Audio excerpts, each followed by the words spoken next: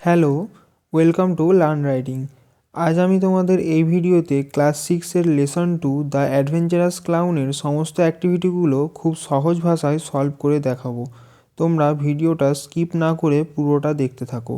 আর চ্যানেলে নতুন হলে চ্যানেলটা এখনই সাবস্ক্রাইব করে নাও এই রকম সলভ করা অ্যাক্টিভিটিগুলো রেগুলার পাওয়ার জন্য।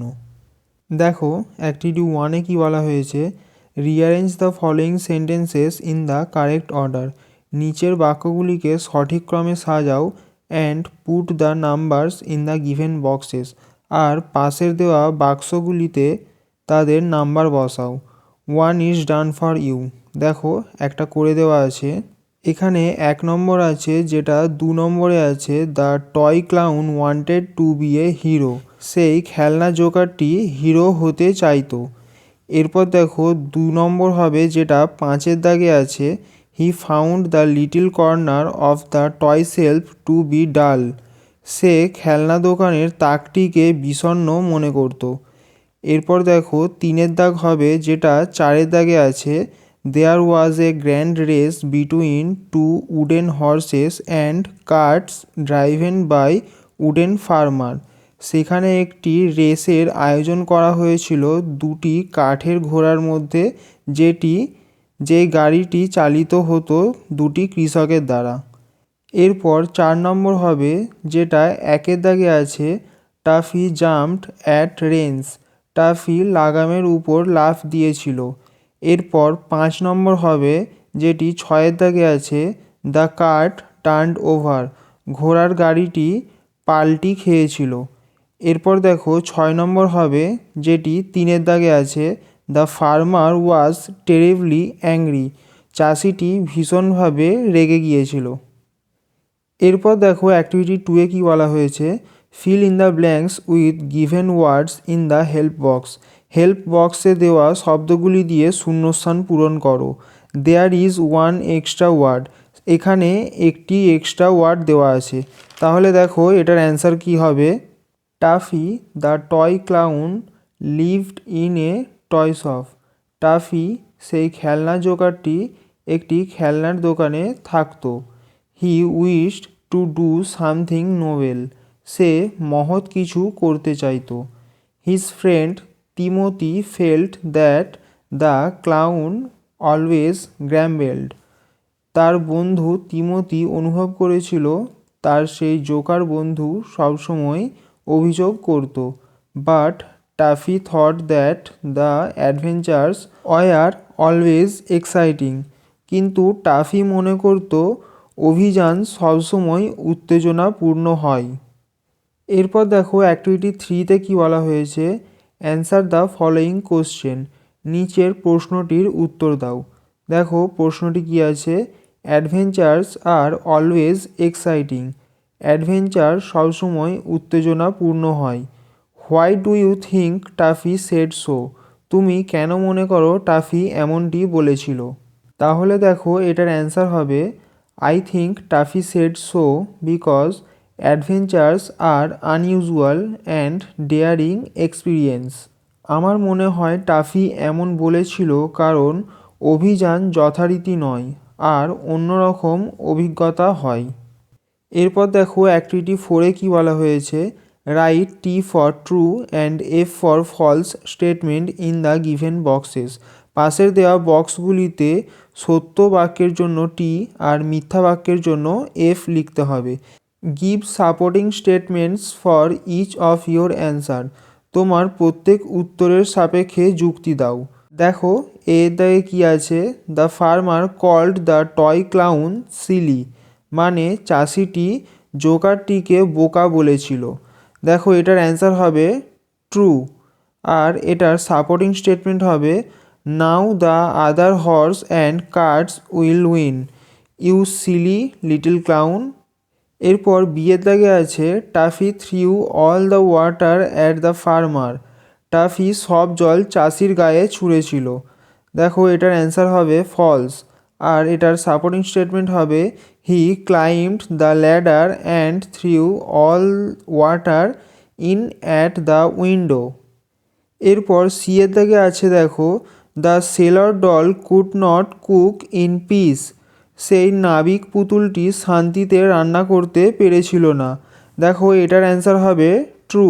আর এটার সাপোর্টিং স্টেটমেন্ট হবে can't I cook in peace without you coming and throwing water at me. এরপর ডি এর দাগে আছে 3 goldfish were swimming in a big bowl of water. 3টি গোল্ড ফিশ একটি বড় পাত্রতে সাঁতার কাটছিল। দেখো এটার অ্যান্সার হবে ফলস। আর এটার সাপোর্টিং স্টেটমেন্ট হবে in it were swimming to find goldfish. এরপর দেখো অ্যাক্টিভিটি 5-এ কী বলা হয়েছে, অ্যান্সার দ্য ফলোয়িং কোশ্চেন্স, নিচের প্রশ্নগুলির উত্তর দাও। দেখো এর দাগে কী আছে, what did toffee do when he got upset. Toffee যখন হতাশ হয়ে পড়েছিল সে কি করেছিল। দেখো এটার অ্যান্সার হবে হোয়েন টাফি গট আপসেট, যখন টাফি হতাশ হয়ে গিয়েছিল, হি র্যান আউট, সে দৌড়ে পালিয়ে গিয়েছিল, and sat down in a toy farm, আর একটি খেলনা ফার্মে বসেছিল, ওয়াইপিং হিজ টেয়ার্স, সে তার চোখের জল মুছছিল। এরপর দেখো বিয়ের দাগে আছে how did the toy clown put out the fire. খেলনা জোকারটি কিভাবে আগুন নিভিয়েছিল। দেখো এটার অ্যান্সার হবে the toy clown took a big bucket. খেলনা জোকারটি একটি বড় বালতি নিয়েছিল, filled it with water from the farm pond, সেই ফার্মের পুকুর থেকে তাতে জল ভর্তি করেছিল, হি ক্লাইম্বড দ্য ল্যাডার, সে মোয়ে উঠেছিল, and threw all the water in at the window, আর জানালা দিয়ে সমস্ত জল ছুঁড়ে দিয়েছিল। এরপর দেখো সি এর দাগে কী আছে, why was the sailor doll angry, সেই খেলনা নাবিকটি কেন রেগে গিয়েছিল। দেখো এটার অ্যান্সার হবে the sailor doll was angry because, খেলনা নাবিকটি রেগে গিয়েছিল কারণ সি ওয়াজ মেকিং পোরেজ, সে পায়েস তৈরি করছিল, and Taffy threw water at her, porridge, আর টাফি তাতে জল ঢেলে দিয়েছিল। এরপর দেখো অ্যাক্টিভিটি 6-এ কী বলা হয়েছে, fill in the chart with information from the text. Text থেকে তথ্য নিয়ে আমাদের এই চার্টটি পূরণ করতে হবে। দেখো এখানে প্রথমে আছে কজ মানে কারণ, আর এফেক্ট মানে ফলাফল। দেখো এই গল্পটিতে যা ঘটেছে সেই হিসেবে সেইখান থেকে আমাদের তথ্য নিয়ে তার কারণ আর ফলাফলগুলো লিখতে হবে। দেখো এর দাগের এফেক্টে কি বলা হয়েছে, the little doll began to cry, ছোট্ট পুতুলটি কাঁদতে শুরু করেছিল। তাহলে দেখো এটার কজ কি হবে, she slipped out and fell on to the table banging her head, সে পা পিছলে পড়ে গিয়েছিল এবং তার মাথাটা টেবিলে ঠুকে গিয়েছিল।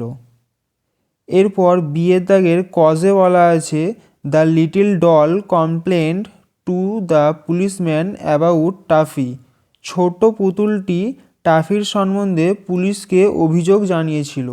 তাহলে দেখো এটার এফেক্ট হবে the policeman locked Taffy in a room in the police station, পুলিশটি টাফিকে পুলিশ স্টেশনে একটি রুমের মধ্যে বন্ধ করে রেখেছিল। এরপর সি এর দাগের কজে আছে Timothy dropped the key to the floor of the room, Timothy রুমের মেঝেতে চাবিটি ফেলে দিয়েছিল। দেখো এটার এফেক্ট হবে toffee quickly unlocked the door, toffee দ্রুত দরজাটা খুলে ফেলেছিল। এরপর ডি এর দাগের এফেক্টে আছে Taffy decided never to leave the toy shelf again, Taffy ঠিক করেছিল পুনরায় কখনো টয় সেলফ ছেড়ে যাবে না। দেখো এটার কজ হবে ইট ওয়াজ ভেরি পিসফুল আপ দেয়ার, তার মনে হয়েছিল এটা খুব শান্তিময়। এরপর দেখো অ্যাক্টিভিটি 7-এ কি বলা হয়েছে, answer the following questions in complete sentences, পূর্ণ বাক্যে নিচের প্রশ্নগুলির উত্তর দাও। দেখো এর দাগে কি বলা আছে, why did toffee put the little net in the water, toffee কেন ছোট্ট জালটি জলের মধ্যে ফেলেছিল। দেখো এটার অ্যান্সার হবে Taffy put the little net into the water. Taffy ছোট্ট জলটি জলের মধ্যে ফেলেছিল to bring the little doll out of the bowl. ছোট্ট পুতুলটিকে জল থেকে টেনে তোলার জন্য। এরপর বিয়ের দাগে আছে what made the little doll think that Taffy was not a hero. কী জন্য ছোট্ট পুতুলটি বলেছিল টাফি একজন হিরো নয়। দেখো এটার অ্যান্সার হবে the little doll thought that Taffy was not a hero because ছোট্ট পুতুলটি টাফিকে হিরো ভেবেছিল না, কারণ Taffy caught her in a nasty net. Taffy তাকে একটি নোংরা জালে ধরেছিল অ্যান্ড স্পয়েলড হার ফান, আর তার আনন্দ মাটি করে ফেলেছিল। এরপর সি এর দাগে আছে how was Taffy released from the police station. Taffy কিভাবে পুলিশ স্টেশন থেকে ছাড়া পেয়েছিল। দেখো এটার অ্যান্সার হবে Timothy dropped the key to the floor. Timothy মেঝের ওপর চাবিটি ফেলে দিয়েছিল and Taffy quickly unlocked the door. আর টাফি দ্রুত দরজাটি খুলে ফেলেছিল। This Taffy was released from the police station. এইভাবেই টাফি পুলিশ স্টেশন থেকে ছাড়া পেয়েছিল। এরপর দেখো ডি এর দাগে কী আছে, why did Timothy blush. Timothy কেন লজ্জা পেয়েছিল। দেখো এটার অ্যান্সার হবে Timothy blushed because Taffy praised him by calling a hero. Timothy লজ্জা পেয়েছিল কারণ টাফি তাকে হিরো বলে তার প্রশংসা করেছিল। এরপর দেখো অ্যাক্টিভিটি 8-এ কী বলা হয়েছে, fill in the blanks with the correct form of the given verbs in the brackets. ব্র্যাকেটের মধ্যে দেওয়া ভার্বগুলির সঠিক ফর্ম দিয়ে শূন্যস্থান পূরণ করো। দেখো এর দাগে কী আছে, ড্যাশ ইয়োর ওয়ার্ক নাও। আর আমাদের এখানে ব্র্যাকেটে ভার্ব দেওয়া আছে ডু। দেখো এখানে আছে নাও। নাও মানে এখন। এটা দেখো প্রেজেন্ট টেন্স বা বর্তমান কালকে বোঝায়। তাহলে দেখো এখানে আমাদের ডু ভার্বের প্রেজেন্ট ফর্ম হয় ডু। এখানে আমাদের ড্যাশে ডুই বসে যাবে, ডু ইয়োর ওয়ার্ক নাও। এরপর দেখো বিয়ের দাগে আছে দ্য ডোর ড্যাশ ওপেন্ডেড। দেখো এখানে আছে বি, তাহলে দেখো ওপেন্ডেড এটা আছে পাস্টে। তাহলে দেখো এখানে বি, এই বি এর পাস্ট ফর্ম হবে ওয়াজ। দ্য ডোর ওয়াজ ওপেন্ডেড। এরপর দেখো সি এর দাগে আছে usually Pulak dash his work well. দেখো এখানে ব্র্যাকেটে দেওয়া আছে ডু। দেখো এটা প্রেজেন্ট ফর্মেই আছে, তাহলে এখানে এটা আমাদের অ্যান্সার হয়ে যাবে does. Pulak does his work well. এরপর দেখো ডি এর দাগে আছে আই ড্যাশ ওয়ার্কিং। দেখো এখানে ব্র্যাকেট দেওয়া আছে বি। দেখো ওয়ার্কিং মানে এটা প্রেজেন্টেই বোঝাচ্ছে, তাই এখানে আমাদের অ্যান্সার হয়ে যাবে বি ভার্বের present form I am working. এরপর দেখো অ্যাক্টিভিটি 9-এ কী বলা হয়েছে, make meaningful sentence of your own with the following words. নিজের ভাষায় নিচের দেওয়া শব্দগুলি দিয়ে অর্থপূর্ণ বাক্য গঠন করো। দেখো প্রথমে আছে ফিয়ার্সলি। ফিয়ার্সলি মানে ভীষণভাবে। দেখো ফিয়ার্সলি দিয়ে মেক সেন্টেন্স হবে দ্য লায়ন ফোট ফিয়ার্সলি। সিংহটি ভীষণভাবে লড়াই করলো। এরপর আছে বাম্প। বাম্প মানে ধাক্কা খাওয়া। I bump into a chair. আমি একটি চেয়ারে ধাক্কা খেলাম। এরপরে আছে ড্রোভিং। ড্রোভিং মানে ডুবে যাওয়া। দেখো ড্রোভিং দিয়ে মেক সেন্টেন্স হবে the boy is drowning in water.